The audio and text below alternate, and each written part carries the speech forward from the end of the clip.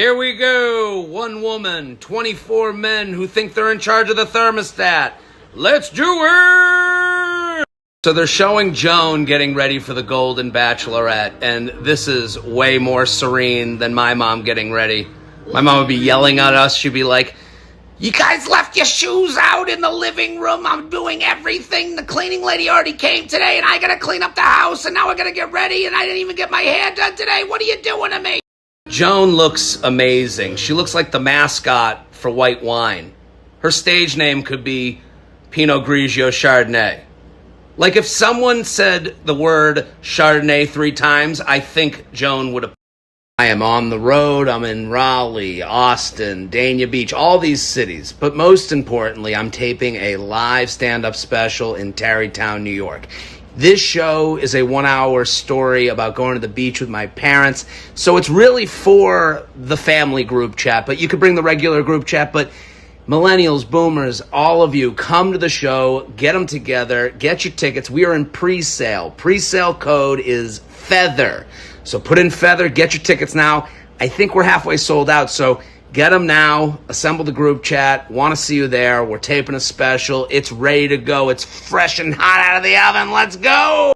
Joan looks off into the distance. She looks like she's about to go yell at every manager at every Costco ever. She's like, "They shall know that the coupons that were shown in the flyer are not reflected on the items on the floor. I shall tell them." They're telling the story about her husband passing. It's very sad. And then they show her walking through a snowy meadow as if she just returned to her hometown in a Hallmark movie after a tragic loss. Joan's tearing up. I'm even tearing up. Like, you can't help it. It's so sad. And this is where the Golden franchise beats the regular Bachelor. Like, I'm never going to tear up during the Bachelorette. Like hearing some 24-year-old who is an aspiring influencer tell me her tragic tale of being a little overweight when she was going through puberty. No. I'm not going to tear up during that. It's misty in here. This is very sad, tears everywhere. And then Joan tells a story about how a hawk keeps showing up. And it feels like it's her husband reincarnated. And then she actually sees a hawk in the sky. I've heard of people saying that a butterfly represents a loved one who's passed, but never a vicious hawk. This guy must have been quite a bro to go into a hawk's body. He must have been awesome. Joan is correct. I am a hawk now. Every now and again, I fly over and check in on my sweet Joan. And if any of these men lay a finger on her, I shall swoop down with my talons and scratch their eyes out. I know, I have to let Joan enter the next phase of life. And if she finds someone, good for her. I'm here waiting. But I have taken in a lover. A young hen has joined me in my nest. But the minute Joan joins me, I promise, she shall come to me in this nest and live with me here. By then I shall be experienced in the ways of hawk lovemaking, and she will be pleasured to no ends. But until then, enjoy your time on the Golden Bachelorette. They show Joan with the whole family having dinner. This is very unlike my family dinner. Everyone's looking each other in the eye. No, mine would be everyone face down in their plate, eating like animals, while my mom yells at us for eating too much and not enough at the same time. And here come the boys. This guy throws in the earpiece. He's like, for once, I do want to hear what a woman has to say. These guys look like they're going on a boys' trip to Vegas. They're like, yeah, pound it out. Let's make a waitress feel uncomfortable. Look at this guy's having second thoughts. He's like, I don't know. It's been a while since I've been on a date. It's been a while since I've put on a belt. I usually just stay at home in my sweatpants. I don't know what I'm doing. Why did my daughter make me do this? And here's Jesse Palmer, our host. And here's how amazing Joan looks at 61. Jesse and her look like a couple that you'd be like, good for her. What's going on with them? Like, you'd believe it? and then you talk about it behind their back, but after that, you'd be like, listen, I would. That's how good Joan looks, that Jesse and her could meet at a hotel bar and then maybe become something. So here's Pascal, the Frenchman. He's giving Pepe Le Pew energy. I love that anything a French guy says, you're just okay with. He just said, I love a woman who can present themselves. I like a woman who's not a garbage, as you say in this country. And here comes Kim, the retired Navy captain. I guess being in the Navy, they are not really doing a lot of squats requirements in the Navy. That is like a negative butt. I know he's older, but that's like 2 stick legs. Kim, no squats in between driving the ship. He looks like this picture of that dog. He also looks exactly like Captain Lee from Below Deck. Does every ship captain have to have gray hair and look like they smell like bourbon? Is that like a requirement of all ship captains? And here comes Chalk, a name I've never heard before. And he says, I'm a hugger. He says I'm a hugger and doesn't even break stride. He's like, I'm a hugger and you're going to take it whether you like it or not. That's how Chalk rolls. I don't care about your pronouns. I'm going to be walking and hugging. No trigger warnings here with your boy Chalk. Chalk brought his own homemade soup in a glass jar.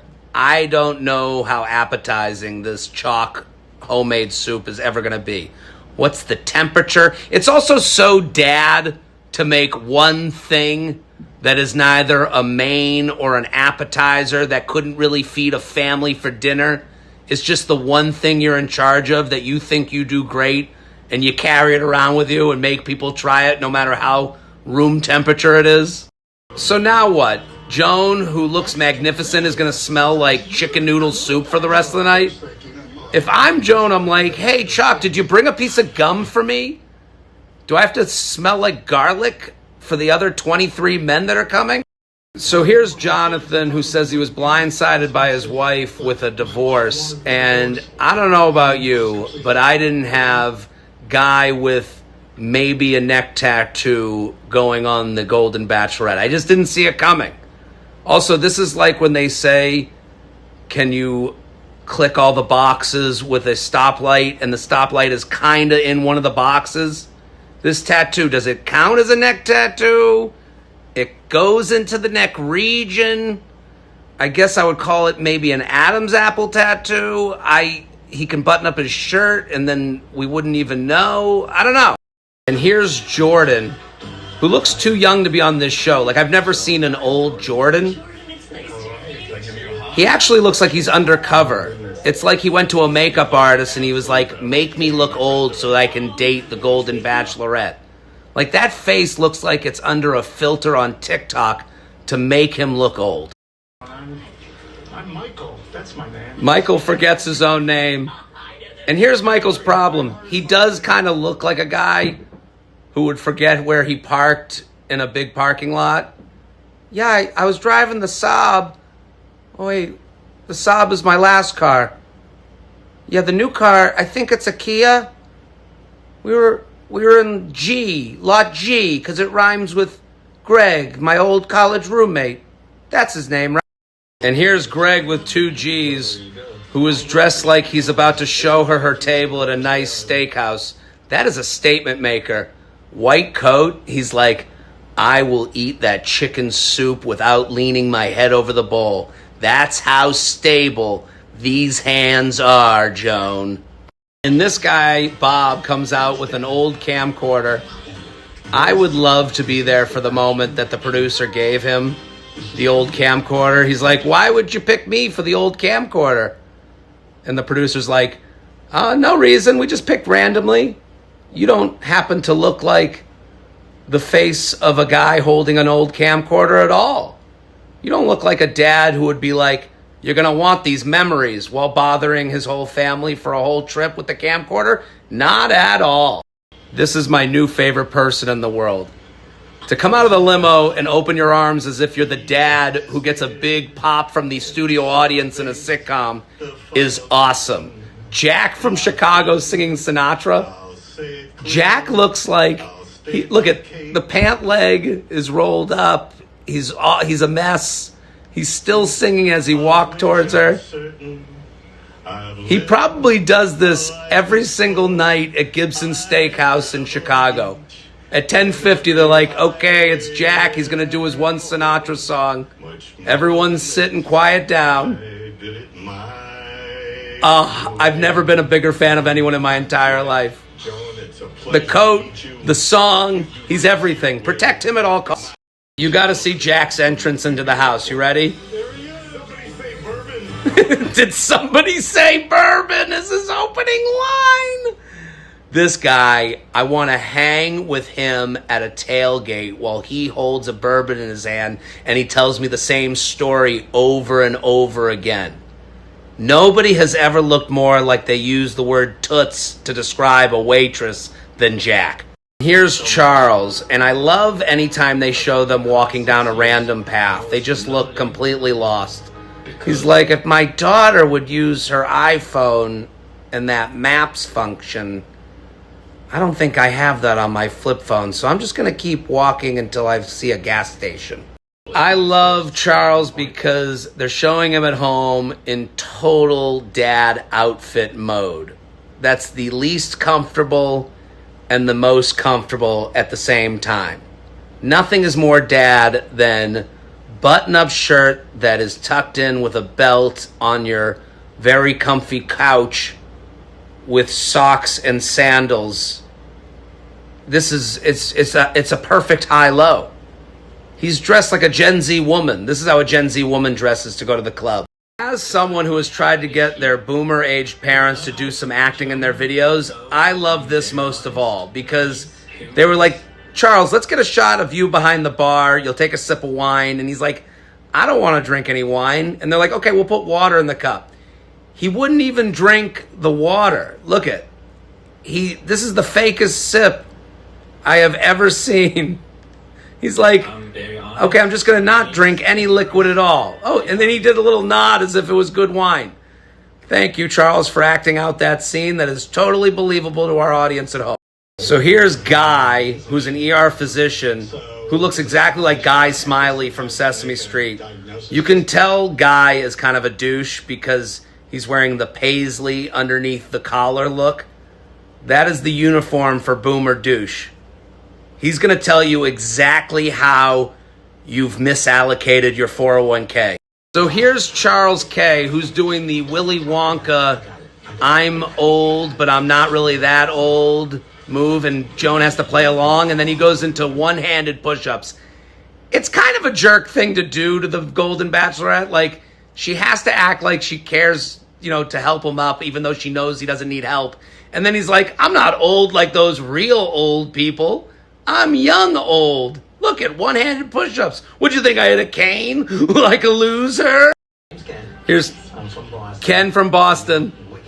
Of course, the Boston guy can only do the Boston thing. You look wicked awesome. Dunkin' Donuts. Car. Seaport. Bernie and Phil's. Boston reference. That's all I've got. I'm from Peabody. It's not Peabody, it's Peabody. Please choose me. That's all I have to say. Christopher comes on with prune juice shots, which I think is great. This is honesty right away. He's like, listen, I know we're all on different prescription drugs and it does a number to our system. So let's get this prune juice going and keep it firm in there. This guy David came in on a horse. And you're like, and he's like mad. He's like, wait, where did the horse go? It's like, David, you didn't hear the horse clippity clop away? That's how in his head he was. He was like, I hope she doesn't notice that I dyed my own hair. Wait a minute, where's the horse? That was my horse. That was my wing horse. And here's Keith, a professional girl dad. This looks like it would be his intro during the theme music of the sitcom. Like they would play this, him missing a golf shot. Then he would turn to the camera, cross his arms, and awkwardly smile while his name showed on the lower third. He has sitcom dad energy. So Keith comes out in an old station wagon and sits with her on top of the hood. And the other men are like wildly impressed. They're like, wow, that's the leader in the clubhouse. Wow. He sat with her on the hood of a car that looks like it's been farted in 1,000 times. Think this guy's the winner. So Kelsey, who won Joey's season of The Bachelor, introduces her father. And Kelsey's dad always looks like he just had an edible, and the friend he took the edible with just suggested the best food idea he has ever heard. He's like, mac and cheese does sound like the perfect thing to eat right now. Joan enters the room, and the men together look like they are in a Nugenics Total Tea commercial, like they're about to have Bo Jackson walk up with Doug Flutie and be like, and she'll like it too. Joan is giving this from the heart speech, and Jack looks like he's forgotten where he is right now. He's like, I wonder if my table at Gibson's is ready or not. What's she blabbing about? I thought we were here to drink bourbon and have cigars. Oh yeah, she's the Golden Bachelorette. I sang to her earlier. I did it my... She's about to give a toast. And Pascal just totally interrupts her. He's like, enough talking, woman. Pascal's got to get his. And none of the men even take exception to this. They're all like, oh, okay, time to talk to us. We're awesome. If this were the Bachelorette, I think Twitter would start lighting torches and attacking Pascal's home. So now they do a montage of Pascal's life in Chicago. They basically make him out to be the mayor of the Viagra Triangle on the Gold Coast of Chicago. He's like, yes, I've banged every woman up and down Lake Michigan. Pascal has mentioned that he's successful, I'd say around 50 times, and then reads a letter from his son telling him how great he is. This is the most confident and braggy introduction to a woman I have ever seen. And look at Joan's eating it up. She's like, oh, your son thinks you're wonderful? Ooh, no one has that.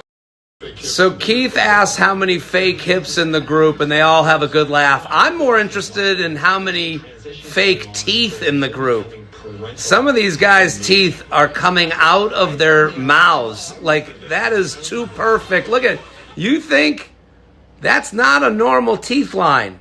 We are going to see, look at that. The teeth are teeth. Here's Dan from Naples, who consistently looks like he just had the wildest day at work anyone has ever had. He always looks like a tornado just took out his house and he escaped just barely. The hair's everywhere. He just always looked like he's telling a news crew, I don't know what happened. 1 minute it's nice out, and the next minute the wind is swirling, and I don't know what we're gonna do. This guy, Charles, his whole bit is making fun of the idea that they're old, but not too old where they have trouble walking. First he comes out with a cane, and then a motorized scooter. It's like, Charles, what did a guy with a scooter do to you? Why is this the guy you're making fun of so much? So these two talk on a landline, which I think is fun. He's like, remember the days where you couldn't walk farther than 3 feet from your phone? And sometimes someone upstairs would pick up the phone and overhear your conversation. And you'd be like, who's on the phone? Hang up the phone. Remember those fun days? Remember when someone would use the internet and you'd hear, Ear! Let's have fun doing that on our date. Jordan apologizes for his entrance, and Joan's like, what? I didn't even notice, because you look like you're 50, even though you're 61. And then he gives her a gift for her granddaughter. Jordan really does feel like he's undercover as an old guy. He's like, so, retirement, Boynton Beach, prescription drug medication, it costs too much. Do you believe I'm old still? So then they have this big pickleball montage. And if I'm an older viewer, I'm a little offended. I'm like, yeah, we do other things. We don't just play pickleball. We read books and go for dinners and play golf and watch Fox News and believe every conspiracy theory we see on Facebook. We have other interests than pickleball. Now they follow Jack, and he is doing the most dad thing you can do in a mansion, which is to check out every single room in the house and be in awe of it. He's like, candles? Who lights these candles? Like he's going to ask questions that no one really would ever care to get an answer about. How much is the electricity in this place? So now Charles joins the fun. He checks in on the pots. He's looking at the oven and the stovetop. He's like, oh, now they've outlawed these. It's usually only electric. And that's a fridge. I wonder if this is a freezer. That never happens. This is the most dad thing you can do, is to get bored at a party and then just check the countertops. Yep, these seem structurally sound to me. My kid, how to surf. And one bolt of lightning comes down and takes me up dead. This guy Bob was struck by lightning. Nobody has ever looked more like they were struck by lightning than this guy Bob. Like if you put all the men in the line and you were like, name the guy who got struck by lightning, I would point him out in half a second. I'm like, that's the one. The one that looks like he's going to take Michael J. Fox on a journey back to the future. This guy, Jonathan, who got surprised by a divorce, wrote Joan a poem, which feels very much like a therapist told him this is a good way to, like, express yourself. Take your hand. He's doing this poem. He's like, roses are red, violets are blue. You look like human Chardonnay, and I hope we can play as long as the Viagra comes too. The first impression rose has made an appearance, and of course this guy gets down and smells the rose. This is the craziest thing I've ever seen someone do on this show in my entire life. This is how you can tell these are like older, successful men. Like they are really confident. He's like, of course I'm gonna go over there and put my nose directly to the rose. If I was on the couch, I'd be like, is this guy smelling the rose? What's he doing? Is he on his knees smelling a rose? So my favorite guy on the show, Jack, has disappeared to the kitchen. He's a caterer and a chef, and he is cooking her a meal. And if I'm in another room, look at Charles is hanging out. He's like, I'm doing what Charles is doing. If I'm Charles, I am attaching myself to Jack's hip to make sure I'm trying this food as it comes out of the pan and the oven. I'm like, Jack, let me be your taste tester. I am there for you. Chalk looks like a guy in a Chantrex commercial who's like going to tell you like, yeah, sure. It makes you have insane thoughts that make you want to murder everyone around you, but I'm off a cigarette. And here's Jack with his plates of food for Joan. This could all be yours, Joan. That face puffy from 3 glasses of bourbon. That chest coming out of a shirt that's unbuttoned down to his navel. These plates of food, asparagus covered in a stick of butter. This could all be yours, Joan. Watch Joan lie right to his face. Does it, Joan? It looks delicious? Are you kidding me? Joan, it doesn't... listen, the jury is out on whether it's delicious or not. It does not look delicious. It looks like it should be on the floor for the dog, okay? Don't... No, it doesn't. Joan, you liar. It smells delicious, maybe. It does not look delicious. That's like telling Jack he looks delicious. Let's not lie here. He has a delicious personality. That food tastes delicious. It doesn't look delicious. So Joan has the first impression rose in her hand, and she literally tells that guy to sit. She's like, not you. Not you. Keep it moving. And these guys are not going to get it. Who's it going to go to? And she searches out big old Keith, the K-Man. Looks like that station wagon and his sitcom dad energy worked. Keith has height, and it doesn't matter how old you are, height gonna height. So Keith comes back in, and he's got the rose. Look at that little strut. He flexes on them. Watch this dad slap on the back. That is the hardest slap. That will put a bruise on Keith's back. I mean, Bob, relax, man. I'd be like, Bob, what's up with that? You can just give me a light tap. We're older now. I got shoulder issues. So Jesse brings in the substitute teacher TV, and then Joan shows a video of all of the men's children wishing them luck with the show. Like, this guy is Pascal's son. He's like, Dad, okay, you're going to be mad, but the basement is flooded. I had some people over, and no, we weren't smoking weed, but there was alcohol, and the cops came. And I just need you to chill, okay? It's going to be fine. Just chill. I'll fix the rug. So they show all of their children with these video messages, and you can tell that a producer was like, what if they're all jerks? We need to humanize them. Bring in their kids to tell them how great of dads they are, and they will be puddles by the end. Like, I mean, this guy, look at, this is the cocky guy with the paisley collar. He couldn't even resist crying to other people's kids' videos. And look at, it's dad tears everywhere. They are all a mess. This is the producers literally plucking at the heartstrings of the audience. This guy doing the dad cry with one alligator tear running down his cheek. They even brought in a mom. Look at, she doesn't even know that it's FaceTime. She's like, so I pick up the phone and then I talk into the screen. Okay, they don't even care. Tears everywhere. None of them can avoid crying. Look how hard this guy is trying. He's like, don't do it. Don't cry. You're a man. Just because it's your daughter on FaceTime telling you how appreciative she is of you supporting her whole life, I'm not going to cry. And now we head to the rose ceremony, and this thing looks like a casting call for an Ozempic commercial. The producer's like, I know none of you want to be on Ozempic, but it's really a diabetes medication, and we need you guys to be in the commercial because you're in pretty good shape. And that's aspirational. You're realistic, aspirational to the everyday Jim and Joe at home. And we're going to need you to say something along the lines of, you might lose a little weight too. We're in the middle of the rose ceremony, and Joan needs to step away because it's hurting her so much to send people home.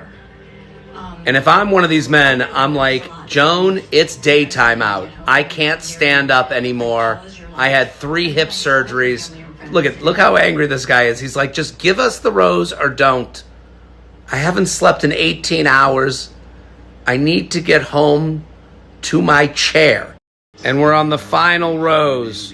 Who's gonna get it? Guy we never met 1. Guy we never met 2. Guy we kinda met 3. Jack. Oh, Jack, sweet baby Jack gets the rose. Thank goodness. All of them in the house are like, he can cook for us. Jack looks like he's falling asleep standing up. Steve Carell is like, I can't believe it. And she gives him a very much a friend hug and says, I'll keep you here. And Jack can barely get back up this podium. So Joan sends home a few men, and this guy is a mess. He's got that dad crying face that happens at a funeral where they never wipe the tears away because they're just letting the tears go down their face, because if they wipe it, it will be an admission that they cried. Like his face is all wet as if he went outside on a day where it's kind of raining but not enough to take an umbrella. That's what he looks like. And that's it for the Golden Bachelor. And that's it for me. I will be back next week. Tell a friend. Share one of the stories that you like with someone. Follow if you haven't already. I do this every week. I'll be back. Boom. Also, get tickets to my taping, the special. It's in December, Tarrytown, New York.